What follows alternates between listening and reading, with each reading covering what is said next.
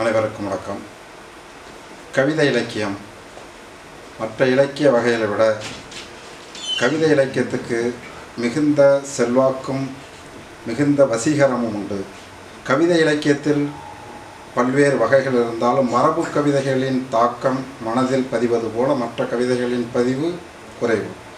மரபு கவிதைகளில் தமிழ் மரபு கவிதைகளில் பாரதியின் இடமும், பாரதிக்கு பிறகு தாசனாகிய பாரதிதாசனின், அதுக்கு பிறகு சுரதாவின், அதுக்கு பிறகு இன்னும் பலரும் அவருடைய பரம்பரையைச் சேர்ந்த கண்ணதாசன் உட்பட பலரும் மரபு கவிதையில் முன்மாதிரியாக திகழ்ந்திருக்கிறார்கள் புது கவிதையை விட.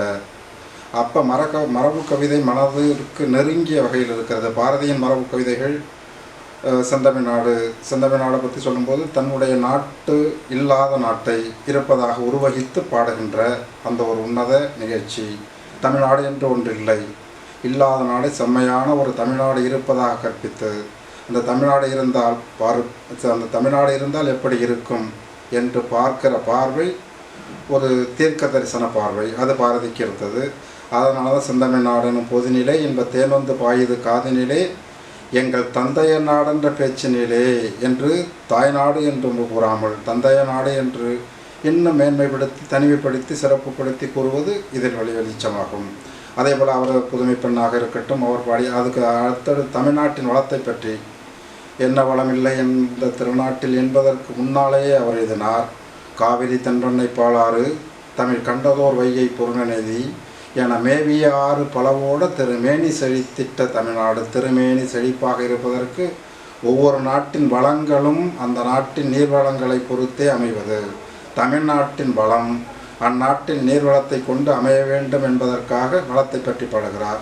இதே மாதிரி அந்த நாட்டின் வளம் அறிவு, காவிரி கம்பனை போல் வள்ளுவனை போல் இங்கு அறிவாளிகளாக இருந்தவர்களெல்லாம் இலக்கியம் படைப்பவர்களாக இருந்ததும் அதை உள்ளடக்கி அல்லது தொடர்ச்சியாக இன்றும் தமிழர்கள் அறிவில் ஓங்கி இருப்பதையும் அவர் கூறுகிறார்.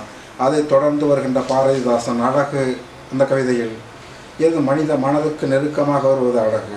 அழகு என்பது பார்க்கின்ற பொருளில் இல்லை, பார்க்கின்ற கண்களில் இருக்கிறது என்பார்கள். அதை போல அந்த பாரதியும் பாரதிதாசனும் பார்க்கிற பார்வை அழகு என்பது, அதை சொல்கிறார். அழகு என்பது ஒரு கவிதையில் ஒரு காட்சியை பார்க்கிறார். ஆலஞ்சாலையிலே கிளைதோறும் கிளியின் கூட்டம் தனில் அழகன்பால் கவிதை தந்தால். எல்லா அழகையும் சொல்லிகிட்டே வர்றவர். காலையிளம் பருதியிலே அவளை கண்டேன், அவள்ங்கிறது அழகு. காலையிளம் பருதியிலே அவளை கண்டேன், கடற்பரப்பில் ஒளிப்புணலில் கண்டேன், அந்த சோலையிலே மலர்களிலே தளிர்கள் தம்மில் தொட்ட இடமெல்லாம் கண்ணில் தட்டுப்பட்டால். ஆலஞ்சாலையிலே கிளைதோறும் கிளியின் கூட்டம், அப்படி கவிதையை சொல்லிட்டு வருவார். ஆண்களை வர்ணிக்கிற கவிதைகள் இருக்காது, ஆனால் அதில் ஒரு வரி வரும். உழவன் செந்தோல் புறத்தினிலே கலப்பையுடன் உழவன் செல்லும் புது நடையில் குறித்தால். எல்லா நடைகளும் வர்ணிக்கப்பட்ட கவிஞர்களுக்கு மத்தியில் பாரதிதாசன் ஒரு ஆணின், அதுவும் ஒரு விவசாய உழவனின் நடையை வர்ணிக்கிற அழகு இந்த மாதிரியான கவிஞர்களுக்கு மட்டுமே சாத்தியம், சிறப்பானதாகவும் இருக்கும். அதற்கு பிறகு இதனுடைய தொடர்ச்சியாக கண்ணதாசன், சுரதா, சுப்ரத்னதாசன் என்கிற சுரதா பற்றி சொல்லும்போது, தடநடையே அவர் எழுத்தில் இல்லை, வாழை தண்டுக்கா தடுக்கற்ற கணுக்கள் உண்டு என்ற ஓமை கவிஞராக கொண்டாடப்படுகிற சுரதா.